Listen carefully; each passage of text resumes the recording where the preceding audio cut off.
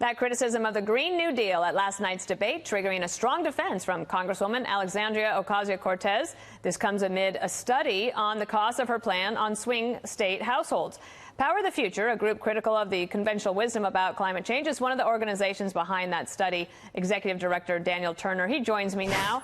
Daniel, it's good to have you here. Tell me, what does your study say it would cost people, the families out there in America, if we were to implement the Green New Deal as best as you could estimate? Well, thanks for having me on, Dana, and it would cost them more than they can afford. We looked at the pricing of things like getting rid of fossil fuels by 2030.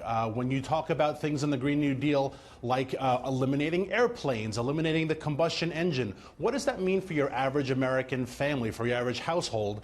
And we determined that it is $70,000 in the first year and almost $60,000 in perpetuity. Life itself becomes very expensive under a Green New Deal. Per household. So we have those numbers here. So it's $70,000 in the first year. I have to say, just given, the Green New Deal actually was quite unspecific, right? It was quite vague.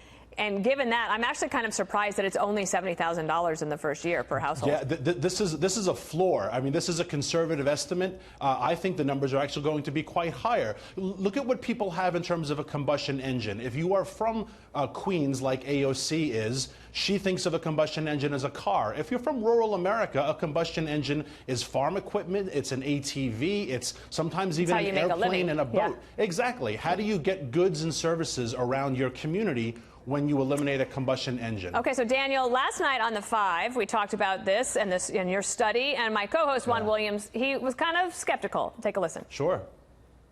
I think you guys should question the source of these studies. The whole idea seems to me that you have somebody putting forward ideas, and then you get these advocacy groups pretending that they are impartial in terms of saying, oh, it's going to cost you so much in order to scare everyone away from thinking for themselves.